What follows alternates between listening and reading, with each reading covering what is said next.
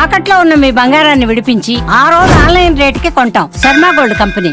మానసికంగా మనిషి ఏదైనా కష్టం వచ్చినప్పుడు తట్టుకోవడానికి సిద్ధంగా ఉండాలి. ఎందుకనంటే ఎప్పుడూ మనం అనుకున్నట్టు జరిగితే ఆశ్చర్యం ఏముంటుందండి? లోకంలో అన్నీ మనం అనుకున్నట్టు జరగవు. ఒక్కొక్కసారి మనం ఒకటి అనుకుంటాం, అది జరగదు. చతికిల పడకూడదు. ధైర్యంగా ముందుకెళ్ళాలి. దానికి పిల్లలకి మానసికంగా ఉత్సాహం కల్పించాలి. శారీరకంగా దృఢత్వం పొందడానికి ఆ అవకాశం కూడా కల్పించాలి. అంటే ప్రస్తుత విద్యా విధానంలో ఇంకొన్ని కాలేజీలు, కొన్ని స్కూల్స్‌లో ఏసీ బస్సులు, ఏసీ రూములు అంతా ఏసీమయమై సుఖమయమైపోయిన ఏదో స్టార్ హోటల్స్ లాగా ఉన్న వాతావరణంలో మీరన్నట్టుగా ఎండకు ఎండి, వానకు తడిసి, గాలికి తిరిగి ఆ ప్రకృతికి ఫేస్ చేసి అన్నిటిని తట్టుకోగలిగే మానసికంగా, శారీరకంగా తట్టుకునే శక్తి ఒకప్పుడు ఉండేది. అవునండి. దానికి దూరం అవుతున్నారు కదా! అవును. సో మీరొక బాధ్యత గల ఒక క్యాబినెట్ మంత్రి హోదాలో మీరు వస్తున్నారు కాబట్టి ప్రభుత్వాలకి అట్‌లీస్ట్ మన ఆంధ్రప్రదేశ్ ప్రభుత్వానికైనా గానీ ఇవన్నీ అవసరం చాలా ఉంది కాబట్టి మళ్ళీ ఒకప్పుడు వాతావరణానికి దగ్గర చేయాల్సిన అవసరం కూడా ఉందనిపిస్తుంది కదా! మీరు చెప్పిన అవునండి. మాటలు బట్టి. అవునవును. అవును. సో ఇవి కూడా మీరు తెలియజేసే అవకాశం ఉందా? అయ్యో! తప్పకుండా. వారు నన్ను అంత ప్రేమగా మీరు మాకు సూచనలు చెయ్యండి అని అడిగినప్పుడు, ఇవి అవసరమో అని ఏది నేను నమ్మానో అది చెప్పడంలో తడబాటే ఉండదండి. తప్పకుండా చెప్తాను. అంటే తర్వాత మీకు ఇచ్చినది కూడా మీకు ఎంతో మీకు బాగా గో సంరక్షణ ఇష్టమైన అంశం. యువత అంటే మీకు చాలా ఇష్టము. మీకు చాలా ఎంతో ఇష్టమైంది అంశమే మీకొచ్చింది అనుకోకుండా. అవునండి. అవును. ఇది మీ మనసుకి ఇష్టమైన అంశం. చెప్పాలనుకున్న అంశానికి దానికి ఒక అధికారికమైన ముద్ర పడింది అంతే. అవును. అవును. కదా! అవును. సో అయితే మన ఈ పెంపకంలో యువతను బాల్యులను పిల్లల్ని తయారు చేసే క్రమంలో పెంపకం కూడా చాలా ఇంపార్టెంట్ కదా! అవును. అవును. అక్కడ కూడా ఇప్పుడు ఒకప్పుడు వాతావరణం లేదు కదా! లోపం జరుగుతోంది కదా! అవును. సో దాన్ని మనం ఎలా అధిగమించాలి? అది తల్లిదండ్రులకి సహజంగా భగవంతుడిచ్చిన గొప్ప వరం ఏమిటంటే, పిల్లలలో అంతర్లీనంగా ఉన్నటువంటి నైపుణ్యాన్ని గుర్తించగలిగిన లక్షణం ఉంటుందండి. ఇప్పుడు సర్ ఆర్థర్ కాటన్ అంత గొప్ప ప్రాజెక్ట్ బ్యారేజ్ కట్టారు. దానివల్ల లక్షల ఎకరాల సాగు జరుగుతోంది. చిన్నతనంలో హోర్న వాన పడుతుంటే ఆయన అన్నగారితో కలిసి వీధిలో నడుస్తుంటే వర్షపు నీరు వస్తుంటే దాన్ని ఆయన పుల్ల ముక్క తీసుకుని చిన్న చిన్న కాలవలుగా కలిపి ఆ ప్రవాహాన్ని అంతటిని పెద్దది చేసి పల్లం వైపుగా నడిపించడం చూసి అన్నగారు వెళ్ళి తండ్రికి చెప్తే, వీడికి నీటి ప్రవాహాన్ని నియంత్రించడం, పల్లం వైపుకి నడిపించడం ఇష్టమని ఇరిగేషన్ వైపుకి చదివించారు. ఎంత ఉపయుక్తపడ్డాడు మహానుభావుడు. ఆయన్ని కాటన్ అంటే ఎవరో విదేశీయుడిగా చూడరు. ఉభయ గోదావరి జిల్లాల్లో మీకు ఎన్ని విగ్రహాలు కనపడతాయో. ఆయనకి ఒకసారి తర్పణ ఇస్తుంటే ఋషి సమానంగా కాటనే విని ఆశ్చర్యపోయారు పడవలోంచి. అంత గౌరవిస్తారు. అంటే తల్లిదండ్రులు గుర్తించబట్టే కదా! రవీంద్రనాథ్ ఠాగూర్ గారిలో చిన్నప్పటి నుంచి కవిత్వం మీద ఆసక్తి ఉందని దేవేంద్రనాథ్ ఠాగూర్ గుర్తించి కవిత్వం వ్రాయడానికి అవకాశం కల్పించబట్టి కదా సాహిత్యంలో నోబెల్ ప్రైజ్ వచ్చింది. తల్లిదండ్రులు ఎంతసేపు వీడు ఇదే కావాలి అన్న ఆలోచన కాకుండా పిల్లల్లో అంతర్లీనంగా ఉన్న నైపుణ్యాన్ని గుర్తించగలిగితే ఓ చిట్టిబాబు గారు లాంటి వైణికుడు వస్తాడు, ఒక బాలమురళీకృష్ణ గారు లాంటి గానగంధర్వుడు వస్తాడు, ఓ ఘంటసాల వెంకటేశ్వరరావు గారు వస్తారు, అట్లాగే ఒక గొప్ప శిల్పి జక్కన లాంటి శిల్పి వస్తాడు. వాళ్ళకి అసలు అనేక విషయాలు పిల్లలకి చూపించి వాళ్ళ అనురక్తి దేని వైపు నిలబడుతోందో అటువైపు ప్రోత్సహిస్తే మళ్ళీ అన్ని రంగాల్లోనూ వృద్ధి ఉండాలి కదండి. ఇప్పుడు ఆంధ్రదేశం అంటే ఒకప్పుడు విశ్వనాథ సత్యనారాయణ గారు, గుర్రం జాషువా గారు, కొప్పరపు కవులు వాళ్ళందరూ రాసిన గ్రంథాలు, ఆ పద్యాలు, పుస్తకాలు ఎంత చెప్పుకుంటాం. అట్లాంటి కవులు రావాలి, గాయకులు రావాలి, వైణికులు రావాలి, సంగీత విద్వాంసులు రావాలి, రచయితలు రావాలి. చిన్న కథలు తెలుగుదేశానికి పెద్ద ఆస్తి. ఆంధ్రదేశానికి చిన్న కథ అంటే అంత గొప్పది. శ్రీపాద సుబ్రహ్మణ్య శాస్త్రి గారు ఉన్నారు. చిన్న కథలు రాసేవాళ్ళు రావాలి. ఎవరిలో ఏ నైపుణ్యం ఉందో గుర్తించగలగడం తల్లిదండ్రులకే సాధ్యం. మొదట వాళ్ళకే తెలుస్తుంది. అంటే ఇప్పుడు ఆ వాతావరణం మారుతుంది. స్కూల్ వాతావరణం మారుతుంది. ఆటలు పోతున్నాయి, కళలు పోతున్నాయి, సంస్కృతి మిస్ అవుతున్నాం. అలాగే ఇంట్లో పెంపకంలో కూడా పిల్లల వైపు చూస్తూ తల్లిదండ్రులు వాళ్ళని గమనించటము, వాళ్ళ శ్రద్ధాశక్తులు, వాళ్ళకి ఏదిలో ఆసక్తి ఉంది, ఇంద్రియులు పైకి వస్తారనే ఆలోచనలు, ఇవన్నీ కూడా తగ్గిపోతున్న కాలంలో మనం ఉన్నాం కదా! సో మీ ఇదిలో మీరు చేయగలిగినంత మీరు చేస్తారు. సహజంగా కూడా అటు ప్రభుత్వ విద్యా వ్యవస్థ, ఇటుపక్క పిల్లల పెంపకము, ఇంకో పక్క పిల్లలు. ఈ మూడిటి మధ్య ఒక కలిస్తేనే అనుసంధానం బాగుంటుందండి. ఉండాలి కదా! కలిస్తేనే చాలా బాగుంటుంది. అది. ఎందుకనంటే ఈ రంగంలోకి వెడితే అతను అప్రయోజకుడైపోతాడు, అతను ఏమీ సాధించలేడు అన్న భావన పెట్టుకోక్కర్లేదు. సంగీతంలోకి వెళ్ళి కూడా ప్రపంచ ప్రఖ్యాతి పొందినటువంటి వాళ్ళు అనేక మంది ఉన్నారు. అందులో కూడా ఆర్థికంగా ఏమీ ఆర్జన ఉండదు అనుకోవడానికి కూడా వీల్లేదు. అందులోకి వెళ్ళి ఆర్థికంగా నిలదొక్కుని చక్కగా సంతోషంగా హాయిగా జీవనం గడిపిన వాళ్ళు ఉన్నారు. కాబట్టి ఇవాళ ఏ రంగానికి కూడా నిజంగా చెప్పాలంటేనండి, ఇందులోకి వెడితే ఆర్జన ఉండదన్న రంగం నాకు తెలిసి ఏవీ లేవు. మనిషి బాగా నిలదొక్కుని నైపుణ్యం సంపాదించాలి తప్ప ఒక వైణికుడిగా ఎంత స్థాయికైనా వెళ్ళొచ్చు, ఒక గాయకుడిగా ఎంత స్థాయికైనా వెళ్ళొచ్చు, ఒక విద్వాంసుడిగా, ఒక కవిగా, ఒక రచయితగా, ఒక వ్యాఖ్యాతగా ఎంత స్థానాన్నైనా పొందొచ్చు. అంటే మనం ఏ రంగాన్ని ఎంచుకున్నా, ఏ పని చేసినా అందులో హైట్స్ చూడాలి, ఎక్సెల్ అవ్వాలి అనే ఒక పట్టుదల ఆ మనిషిలో ఉండాలి. పిల్లల్ని అది వాళ్ళలో ఉందన్నప్పుడు తల్లిదండ్రులు ప్రోత్సహించడం కూడా అవసరం. చాలా ముఖ్యం. చాలా ముఖ్యం అండి. స్వామి వివేకానంద అన్నారు కదా, నాకు ఇల్లు ఊడ్చే ఉద్యోగం వస్తే ఎవరు ఊడ్చనంతగా ఇల్లు ఊడుస్తాను అన్నారు. అది కావాలండి. అంత బాగా పిల్లలు ఏది బాగా చేస్తున్నారు, వాళ్ళ అనురక్తి ఎటువైపు ఉంది గుర్తించగలిగితే వాళ్ళు అందులో చాలా తేలిగ్గా అల్లుకుంటారు. భగవంతుడు అందరికీ అనేక రకాలైన ప్రజ్ఞ ఇస్తాడు. ఆ ప్రజ్ఞని చంపేయకుండా అది వృద్ధిలోకి వచ్చేటట్టు చేస్తే వాళ్ళు ఏ స్థాయికైనా వెడతారండి. అంటే ఎథిక్స్, వాల్యూస్ దీనికి అడ్వైజర్గా మీరు నియమించబడ్డారు. ఎథిక్స్, వాల్యూస్ పిల్లలకు బోధించడంతో పాటు తల్లిదండ్రులకు కూడా బోధించాల్సిన అవసరం ఉంది కదా, అదేమైనా చేపడతారు? ముఖ్యం ఒక్కడి నుంచి స్టార్ట్ చేయాలంటున్నారు. తప్పకుండా అది పిల్లలకి చెప్పేటప్పుడే ఇప్పుడు మీరు అడిగిన ప్రశ్నకి జవాబుగా నేను చెప్తున్నది ఏదుందో అది తల్లిదండ్రులందరికీ నేను చేస్తున్న ప్రార్థనే. పిల్లల విషయంలో వాళ్ళకి దేని మీద అనురక్తి ఉందో దాన్ని గమనించండి. ఆ అనురక్తి వైపుకి వాళ్ళని నడిపించడం చాలా తేలిక. అట్లా నడిపిస్తే వాళ్ళు వృద్ధిలోకి వస్తారు. బాబుగారు చిన్నప్పుడు బొగ్గట్టుకుని బొమ్మలు గీస్తే వాళ్ళ అమ్మగారు ప్రోత్సహిస్తే కదూ అంత గొప్ప చిత్రకారుడు అయ్యారు. ఎవరు దేనిలో ప్రఖ్యాతి వహించడానికి అవకాశం ఉందని అనుకుంటున్నారో దాన్ని ప్రోత్సహిస్తేనే వాడు ఆ రంగంలో నిలదొక్కుంటాడు. అంతేగాని ఎంతసేపు నువ్వు ఇదే కావాలి, ఇదే కావాలి, ఇదే కావాలని మోసపోసినట్టుగా కోరుకుంటే వివిధ రంగాలలో ప్రజ్ఞావంతులు ఎక్కడి నుంచి వస్తారండి? అంటే మీరు ఏర్పాటు చేసే సమావేశాలు కానీ, లేకపోతే వీటిల్లో క్లాసెస్లో కానీ తల్లిదండ్రులు కూడా మీరు ఆహ్వానించాలి. అయ్యో, అనేక సందర్భాల్లో తల్లిదండ్రుల్ని కూడా కూర్చోపెట్టడం, తల్లిదండ్రులు ఉన్న సభలకి ప్రత్యేకంగా వెళ్ళి మాట్లాడడం కూడా ఉందండి. అట్లా కూడా నేను మాట్లాడిన సందర్భాలు ఉన్నాయి. ఉపాధ్యాయులు, తల్లిదండ్రులు వీళ్ళ యొక్క పాత్ర చాలా ప్రధానమైంది కదా, యువత బాల్యులు మంచి తయారవ్వాలంటే. వాళ్ళందరినీ కూడా మీ చేసే వర్క్షాపులు కానీ రేపు భవిష్యత్తులో చేయబోయే కార్యక్రమాల్లో వీళ్ళందరినీ తప్పనిసరిగా తీరాలి, కలిపే ప్రయత్నం మీరు తప్పనిసరిగా చేస్తారు. అయితే ఇప్పుడు ఎథిక్స్, వాల్యూస్ అన్నారు. ఈ మాటలు వినడానికి ఇప్పుడు ప్రస్తుత కాలంలో ఇవి చాలా బరువుగాను, పెద్దగాను, సత్యదూరంగాను అనిపిస్తున్న మాటలు కదా. విలువలు ఏమంటున్నారు, ఎథిక్స్ అమ్ము అది అంటున్నారు. ఇది ఛాలెంజ్గా లేదా? దీన్ని మనం మళ్ళీ సొంతం చేసుకుంటాం? లేదండి, నిజానికి ఎందుకంటే మీరు ఒక్కటి ఆలోచించండి, మిగిలిన ప్రాణులన్నింటికీ కూడా ఒక్కటే ధర్మం, పశుధర్మం అంతే. దానికి నీతి పాటించాలి, నియమం పాటించాలి అని చెప్పలేరు. ఒక పెద్ద పులికి ఆకలేస్తే నిండు గర్భిణి అయి అప్పుడే ప్రసవిస్తున్నటువంటి ఒక లేడిని కూడా చెనకి తింటుంది. అది దాని ధర్మం. దానికి అహింస, దయ బోధించలేరు. మంచి గుణములన్నీ ఉండి తీరవలసింది ఎవరికి అంటే మనిషికి. మీరు ఒక్కటి ఆలోచించండి, నీతి అన్నది ఒక్కటి విడిచిపెట్టేస్తే ఎవరికీ భద్రత ఉండదు. ఎందుకనంటే ఏ క్షణాన ఎవరు ఎవరిని కాటేస్తారో, ఎవరు ఎవరిని మోసం చేస్తారో తెలియని పరిస్థితి ఉంటుంది. అభద్రతాభావం అన్నది ఉండిపోయిన నాడు, శాంతి లేని నాడు ఎవరు ఎంత చదువుకున్నా, ఎవరు ఎంతంత పదవులలో ఉన్నా దాని వలన ఏది ప్రయోజనం? ఏదీ లేదు.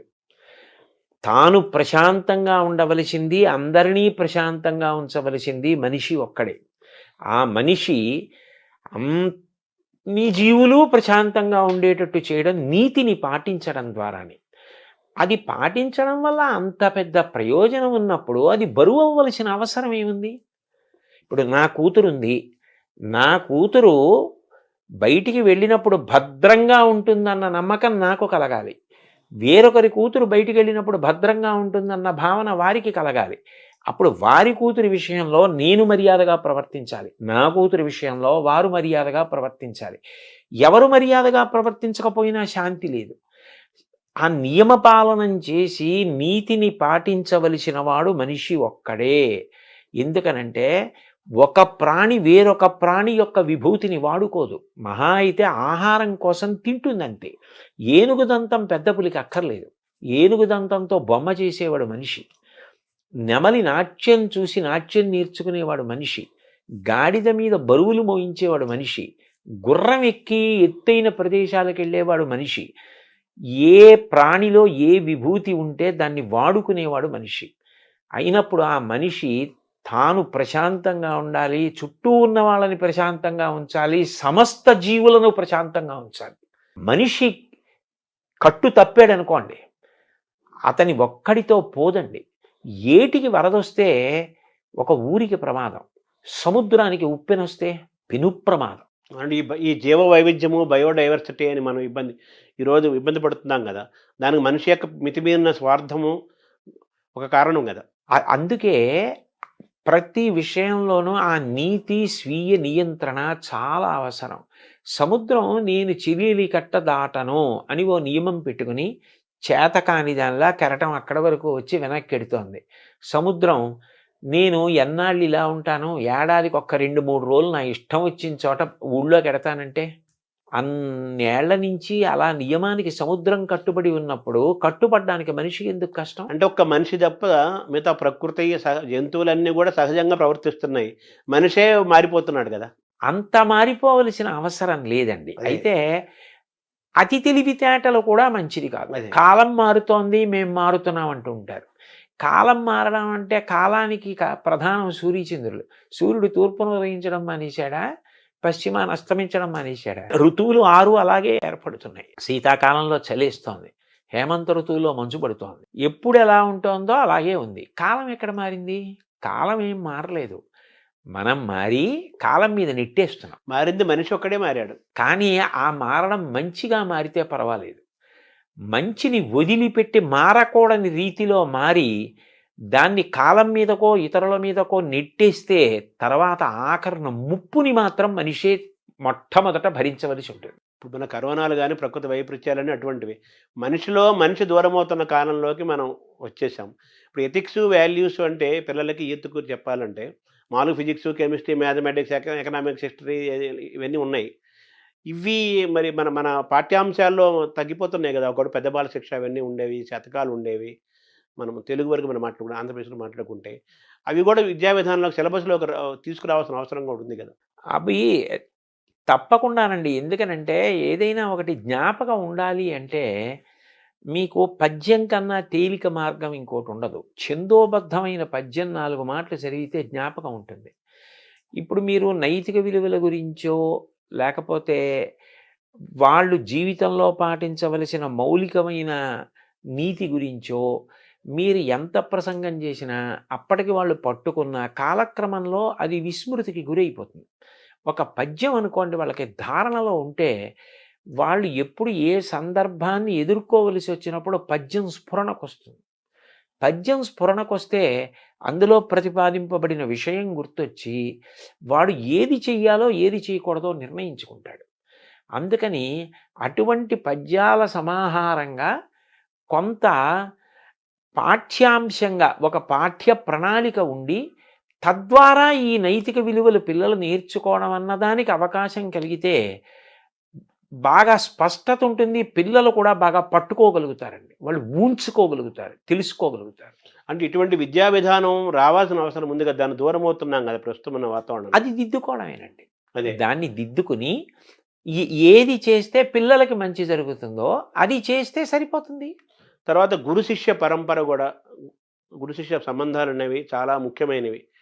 ముఖ్యంగా పిల్లలకి, యూత్కి వాళ్ళకి ముఖ్యమైనవి కదా. ఇప్పుడు గురు శిష్య సంబంధాలు అంత ఆరోగ్యకరంగా లేవు. గురువు అనే మాట చాలా పెద్ద సుదూరంగా వినపడుతున్న మాట. మనకు పాఠాలు చెప్పే టీచర్లు కనిపిస్తున్నారు, లెక్చరర్స్ కనిపిస్తున్నారు, ప్రొఫెసర్స్ కనిపిస్తున్నారు గానీ, వాళ్ళని మార్గదర్శనం చేసే గురువు అనేవాడు పాఠాలు చెప్పిన వాళ్ళందరూ గురువులు అవ్వరు కదా. అవును. ఎవరైతే మార్గదర్శనం చేశాడో వాడు గురువు అవుతారు. మిగతా అంతా ఒక టీచర్లు, లెక్చరర్లు, ప్రొఫెసర్లు. గురువుల అవసరం ఈ జాతికి అవసరం ఉంది. నెక్స్ట్ ఒక ఉపాధ్యాయుడు, శిష్యుడు, విద్యార్థి, ఒక గురువు, ఒక విద్యార్థి మధ్య గురు శిష్య పరంపర సంబంధం చాలా గొప్పగా ఉండే కాలం నుంచి మనం వచ్చాం, ప్రయాణం చేశాం. ఇప్పుడు తల్లిదండ్రులు, పిల్లల మధ్య ఎలాగే సంబంధాలు కొంచెం తగ్గుతున్నాయో, గురు శిష్య సంబంధాలు కూడా మారుతున్న క్రమంలో ఉన్నాం గదా. మీ బాధ్యతలో గురు శిష్య సంబంధాలు పెంచాల్సిన అవసరం కూడా ఉంది. ఆ పట్ల కూడా కృషి జరగాలి కదా. జరగాలి. ఎందుకనంటే పాఠం చెప్పడం వరకే నా కర్తవ్యం తప్ప నా వ్యక్తిగత జీవితం పిల్లల్ని ప్రభావితం చేయడానికి వీల్లేదని చెప్పడం సాధ్యం కాదు. ఎందుకనంటే మీరు చూడండి, ఇది నేను కొత్తగా ఏదో చెప్తున్నది కాదు. చిన్న పిల్లల్ని పాఠశాలకు పంపిస్తారు. వాళ్ళు పాఠశాల నుంచి వచ్చేసి ఓ తువ్వాలో, ఓ పొడుగైన బట్టో, ఓ చీరలా చుట్టుకుని, ఓ శుద్ధముక్క కట్టుకుని పాఠశాలలో టీచర్ గారు పిల్లల్ని ఎలా పిలుస్తారో అలా వాళ్ళు రకరకాల పేర్లతో పిలుస్తూ ఆ టీచర్ని అనుకరిస్తారు. బోర్డు మీద రాస్తున్నట్టు, ఏయ్ SIT down, don't make noise అని ఆ పిల్లలు ఎవరో ఉంటారు స్కూల్లో, ఏ హంసిని డోంట్ టాక్, అలా ఆ టీచర్లో పరకాయ ప్రవేశం చేసి వీళ్ళు టీచర్ని అనుకరిస్తూ ఇంట్లో టీచర్ ఆటను ఆడుకుంటారు. ఇంట్లో టీచర్ ఆట ఆడుకోని పిల్లలు నేను చూడాల. ప్రతి పిల్ల ఆడుతుంది. అంటే అంత తొందరగా చిన్నప్పటి నుంచి ప్రభావితం చేసేది ఎవరు అంటే పాఠం చెప్పేటటువంటి గురువు. గురువు వ్యక్తిగత జీవితం కూడా శిష్యుడి మీద అంత ప్రభావం చూపిస్తుంది. ఆయన నైతిక విలువలు, ఆయన మార్గదర్శనం చేసే విధానం, ఆయన ఉద్ధాన పతలాలు ఎదుర్కొన్న తీరు, ఆయన ఎలా విలువలకు కట్టుబడతాడు అన్నది పిల్లల్ని చాలా ప్రభావితం చేస్తుంది. అందుకని మనం ఏ వస్తువుని ముట్టుకుంటున్నాము అన్నదాన్ని బట్టి ముట్టుకుంటున్న వాడికి కూడా దానికి తగినటువంటి రీతిలో ఉండవలసిన అవసరం ఉంటుంది. అందుకని గురువులు కూడా పిల్లలు సక్రమంగా ప్రభావితులయ్యేటట్టుగా వ్యక్తిగత జీవితంలో క్రమశిక్షణ పాటించడం అవసరం అయి ఉంటుందండి. అంటే మీరు ఇందాక అన్నారు, పిల్లల్లోని ప్రతిభని, పిల్లలోని ఆసక్తిని గమనించే వాళ్ళ తల్లిదండ్రులు పిల్లల్ని వాచ్ చేస్తూ వాళ్ళలో ఉన్న ప్రతిభని గమనించి వాళ్ళు ఆ విధంగా అటువైపు తీసుకెళ్తే వాళ్ళు గొప్పవాళ్ళు అవుతారు. ఎంచుకుని ఏ రంగమైనా కావచ్చు, సంగీతం కావచ్చు, సాహిత్యం కావచ్చు, మ్యాథమెటిక్స్ కావచ్చు. అలాగే గురువులు కూడా విద్యార్థిలోని ప్రతిభని గమనించి ప్రోత్సహించి మార్గదర్శనం చేసేవాడు. గురువు యొక్క పాత్ర కూడా చాలా గొప్పది కదా. చాలా గొప్పదండి. సో తల్లిదండ్రులకి ఎలాగైతే పెంపకము ఎలాగైతే మనం అనుకున్నామో వాళ్ళకు కూడా క్లాసులు చెప్పాలి, వాళ్ళకు కూడా మనం బోధించాలి, వాళ్ళలో కూడా మార్పు రావాలి అని అనుకుంటున్నాము. గురువులకు కూడా పాఠాలు చెప్పాల్సిన పరిస్థితిలోకి వచ్చేసింది కదా ఇప్పుడు. అవి కూడా చేపడతారా మీరు? అది కూడా అంటే నాకు తెలిసినంత వరకు గురువులు క్రమశిక్షణాయుతంగానే ఉంటారు. కాకపోతే వాళ్ళ యొక్క గొప్పతనాన్ని, వాళ్ళ యొక్క కర్తవ్యత నిష్టని వాళ్ళు సమాజ నిర్మాణంలో ఎంత కీలకమైన పాత్ర పోషిస్తున్నారు అన్నది వాళ్ళు ఒక్కసారి జ్ఞాపకం తెచ్చుకొని మేము ఇంత గొప్ప స్థితిలో ఉన్నాం, ఇంత గొప్ప ప్రభావితం చేయగలిగిన స్థితిని పొంది ఉన్నామని సంతోషించి పునరంకితం కావడానికి వాళ్ళకి కూడా అవసరమే. వాళ్ళతో కూడా మాట్లాడడం అన్నది అవసరమై ఉంటుంది. వాళ్ళకి కూడా 4 మంచి మాటలు, అయ్యా మీ వల్ల ఇంత ప్రభావితులు అవుతారు అని చెప్పవలసి ఉంటుందండి. తల్లిదండ్రులు, గురువులు, పిల్లలు అందరికీ మూకుమ్మడిగాను చెప్పాల్సిన అవసరం ఉంది, ఇండివిజువల్గాను చెప్పాల్సిన అవసరం చాలా ఉంటుందండి. అయితే ఒకప్పుడు టీచర్లు కానీ, లెక్చరర్స్ కానీ వాళ్ళ కెమిస్ట్రీయో, ఎకనామిక్సో, హిస్టరీయో, ఇంగ్లీష్ ఆ పాఠాలు ఎంత అవసరమో చెప్తూ అనేక మిగతా అంశాలు, జనరల్ నాలెడ్జి, కళలు, సంస్కృతి, చరిత్ర మిగతా అంశాలు కూడా చెప్తూ విద్యార్థిని అద్భుతంగా తీర్చిదిద్దే వాతావరణం ఉండేది. నేను మొన్నటి వరకు ఉండేది. ఇప్పుడు కూడా కొంతమంది అక్కడక్కడ ఉంటారు. వాళ్ళు కూడా తగ్గుతున్నారు కదా. సో మళ్ళీ ఆ పూర్వ సంస్కృతి మళ్ళీ వస్తే అది చాలా గొప్పగా ఉంటుందండి. అదే ఆ బహుముఖ ప్రజ్ఞ. ఒక పాఠం చెప్తూ అనుషంగికంగా అనేక విషయాల్ని దాంట్లో ప్రతిపాదించడం చేత విద్యార్థి చాలా ప్రభావితులవుతాడు. అయితే దానికి ఏమవుతుంది అంటే ఉపాధ్యాయుడు నిరంతరం చదవవలసి ఉంటుంది. అనేక విషయాలు తాను తెలుసుకుని నిన్న చెప్పిన పాఠాన్ని ఇవాళ చెప్పవలసి వస్తే నేను ఇంకా అంతకన్నా అందంగా చెప్పడానికి నేను సిద్ధపడాలన్న ఉత్సాహం ఉండాలి. అన్నిటికన్నా అవసరం ఏమిటంటే పాఠం చెప్పేటప్పుడే వాడికి ఆ వింటున్న పిల్లవాడికి క్రమశిక్షణ, తాను పొందుతున్న విద్య వలన సమాజ హితానికి ఉపయోగించాలి తప్ప అది స్వార్థానికి ఉపయోగించకూడదు అన్న ఒక పూనిక కలిగేటట్టుగా చెప్పవలసిన అవసరం ఉంటుందండి. అది చాలా అవసరం. ఎందుకనంటే మీరు చూడండి, ఒక్కొక్క తరగతి దాటుతూ వెళ్ళిపోతున్నాడు అనుకోండి, అతను ఒక పెద్ద పదవిని అధిష్ఠించడానికి సిద్ధపడిపోతున్నాడు. ఇప్పుడు ఆ చదువు అన్నది ఒకటే మీరు ఇచ్చేసి పంపించేశారనుకోండి, అప్పుడు అతను దాన్ని సమాజహితానికి వాడచ్చు, స్వప్రయోజనానికి వాడుకోవచ్చు. అట్లా కాకుండా దీని వలన నీకు అనంత విభూతి కలుగుతోంది, అనంత శక్తి, సామాన్యమైన శక్తి కాదు. దీన్ని నువ్వు సమాజపరం చేయాలి తప్ప దీన్ని నువ్వు స్వార్థానికి వాడుకోకూడదు అన్న విషయం పాఠంతో పాటుగా వెళ్ళిపోవాలి. వెళ్ళిపోతే అది హెచ్చరికగా, అది ఉపదేశంగా తీసుకుంటాడు. చూడండి, ఏష ఉపదేశ ఏష ఆదేశ అన్నట్టు ఉపదేశం ఉండాలి, ఆదేశం ఉండాలి. అందులోని రెండూ ఉండాలి. రెండూ ఉంటే వాడికి జీర్ణం అవుతుంది. నువ్వు ఇంత గొప్ప వైద్యుడివి అయ్యావు, సమాజ హితం ప్రధానం తప్ప నీవు సంపాదించుకోవడం ప్రధాన ప్రయోజనం కాకూడదు. సంపాదించుకోవద్దని ఎవ్వరు అనరు, కానీ ప్రధాన ప్రయోజనం కాకూడదు. ఒక ఇంజనీర్కి అంతే, ఒక టీచర్కి అంతే, ఒక ఉద్యోగికి అంతే. ఎంత గొప్ప స్థితికి వెడుతున్నాడో అంతగా సమాజ హితాన్ని చూడడం అలవాటు కావాలి.